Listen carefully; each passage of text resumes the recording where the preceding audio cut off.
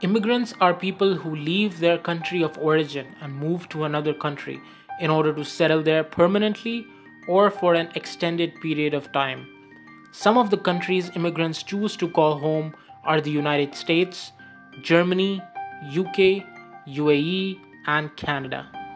The Canadian economy heavily relies on immigrants to contribute to the labor force, so the Canadian federal government's new immigration plan calls for the admission of almost 1.5 million new permanent residents over the next 3 years.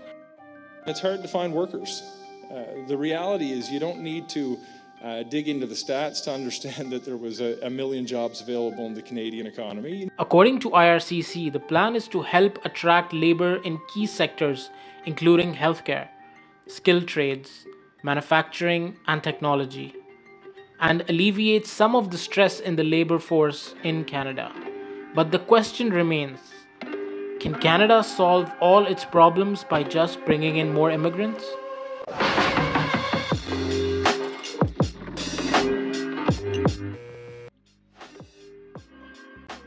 Hi, I'm Sastrika and we are Team E. We will analyze the macroeconomics issue of labor shortage in Canada and give some possible solutions. Starting off with the analysis of the labor market. The Canadian labor market employment statistics show that this market has been performing well in the past few months. Despite the challenges posed by the pandemic and rising inflation, the trend for employment growth appears generally positive with some fluctuations along the way.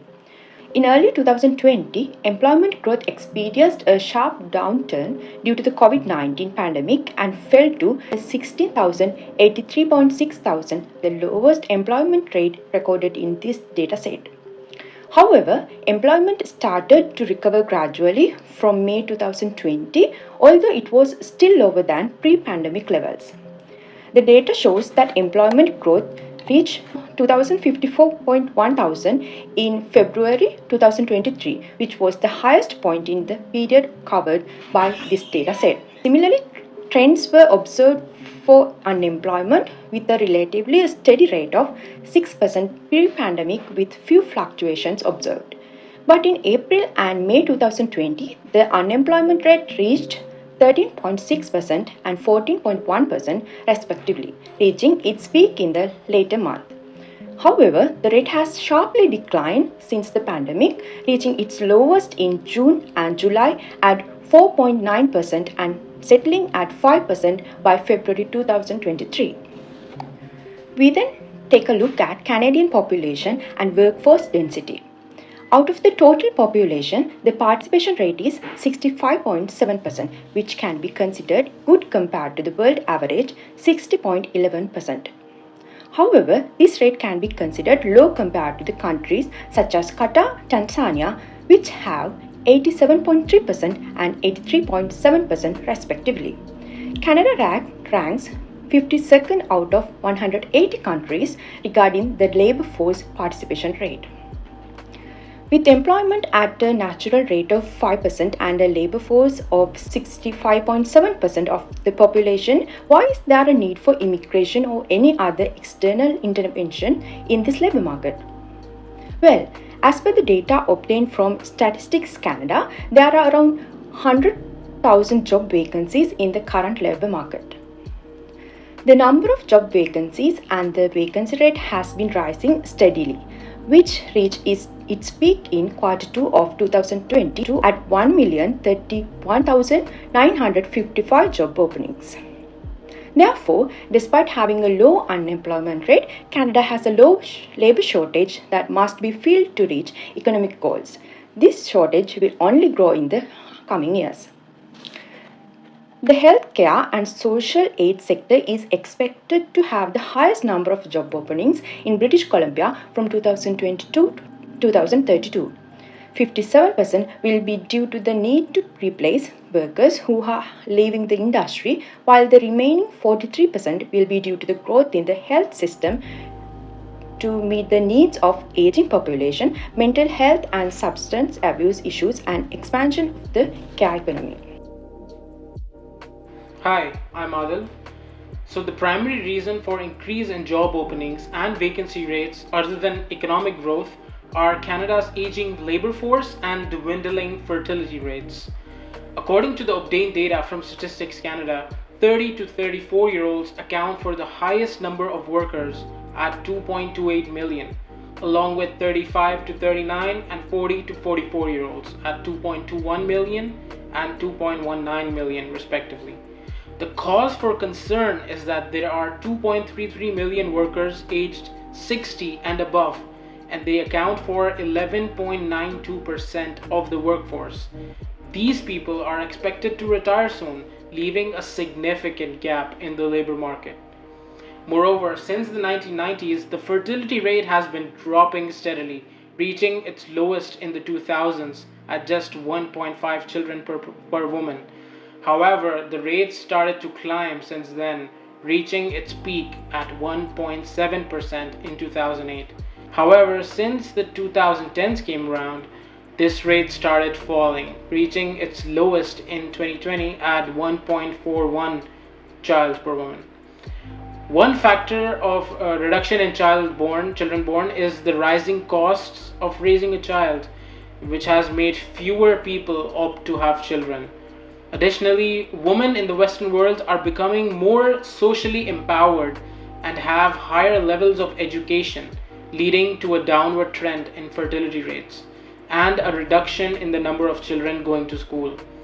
So since then, the rate has somewhat increased in 2022 and is on a positive trend, but it is insufficient to rely solely on this for Canada's economic growth. So what is the government's immigration plan then? As per the IRCC, Canada succeeded in its aim of welcoming more than 430,000 fresh permanent residents in the preceding year, surpassing the target for 2021. The government intends to boost the number of immigrants settling in Canada over the following 3 years to combat labor shortages in different industries. That target is 465,000 new residents this year, 485,000 in 2024, and 500,000 in 2025. According to the 2022 BC Labor Market Outlook, this is an outlook from British Columbia, an average of 39,000 new migrants will join the labor force annually in British Columbia over the next 10 years. So what is the impact of immigration on aggregate demand and aggregate supply? So an aggregate demand and supply chart was plotted using the GDP deflator value against the real GDP of Canada. Also, since Canada is in a recession phase at the moment, there is a gap between current GDP, which is equilibrium GDP, and potential GDP, which is minus 0.949%. So how do we analyze if the aggregate demand will move to the left or the right? Well, when the net inward migration grows, so does the country's population. This could result in a higher percentage of migrants who are paid workers than before, increasing the overall income. This higher income causes greater investments and consumer spending on goods and services at every price level, and hence increases the tax revenue for the government, causing increased expenditure. Since there would be more labor force, the number of imports and exports to and from Canada would also increase.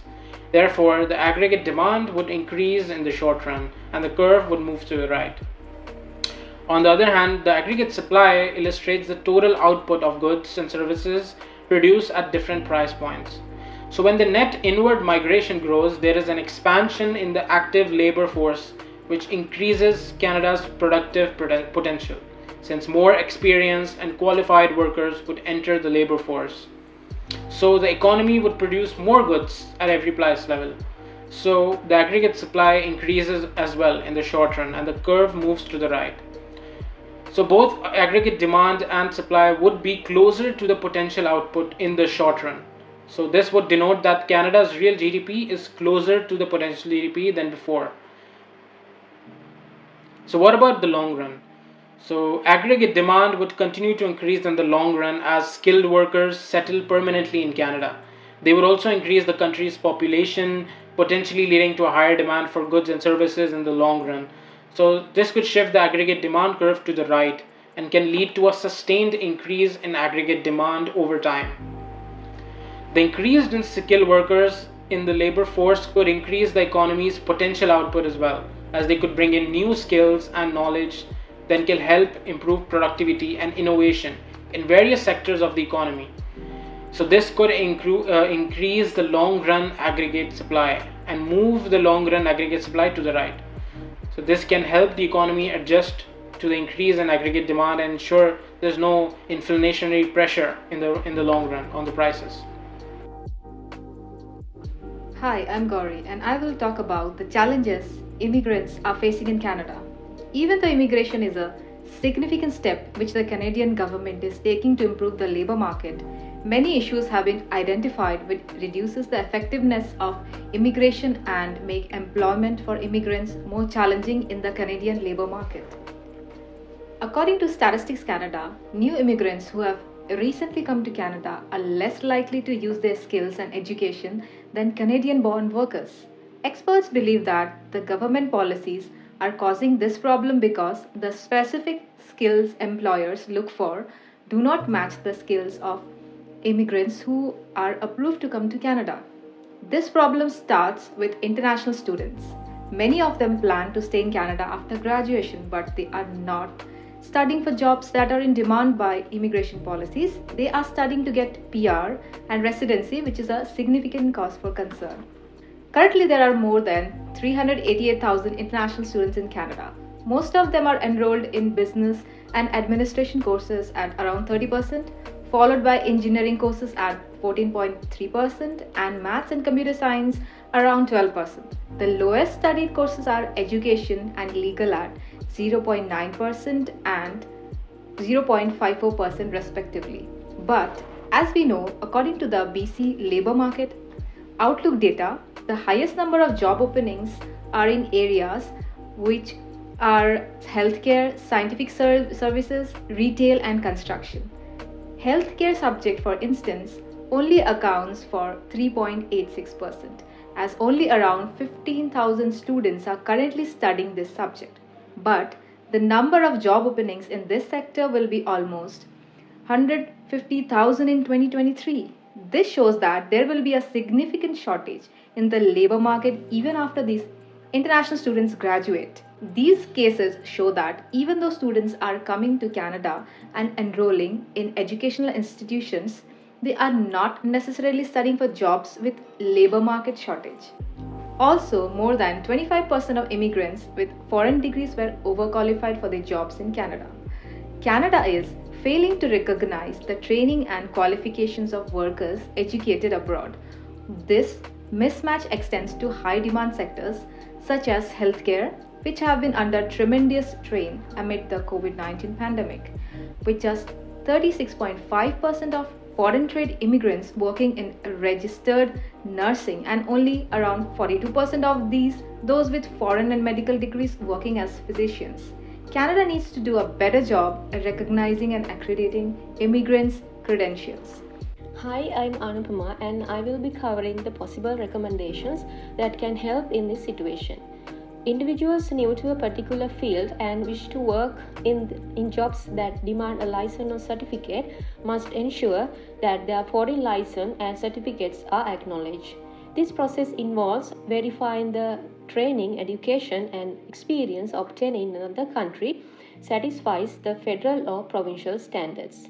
Newcomers to Canada who are underemployed in positions that do not match their skills and experience can feel disheartened as they cannot utilize their previous learning and expertise. The Canadian government can also consider implementing the special round of invitations for in-demand jobs, which would have lower CRS scores and more frequent invitations for these jobs. The CRS, or Comprehensive Ranking System, is a point-based system used by the Canadian government to rank the profiles of candidates in the express entry pool. It assesses candidates based on age, education, language proficiency, work experience, and other criteria. By having a special round of invitation for in-demand jobs, the Canadian government can prioritize selecting candidates with the skills and expertise currently in high demand in the Canadian labour market. Canada can tap into a larger pool of potential workers and reduce its reliance on immigration by increasing its labor force participation rate. This can be achieved by implementing policies and programs encouraging individuals to enter or re-enter the workforce, such as offering training and education programs, flexible work arrangements, and childcare support. Many underrepresented groups, such as Indigenous people and individuals with disabilities, face systematic barriers and discrimination in the workplace. By investing in training and programs and actively recruiting from these communities, businesses can help break down these barriers and provide opportunities for individuals who may have previously been overlooked. Another way to meet Canada's need for additional workers is through the increased adoption of automation. This would decrease the amount of people required to work in the labor force, reducing the need for more immigrants. Automation can also create new job opportunities for workers with skills in technology and engineering. That's the end of our analysis and end of our presentation. I am Anupama. I'm Adil and we are Team E. If you have any comments on our analysis, please comment below, and thank you for watching.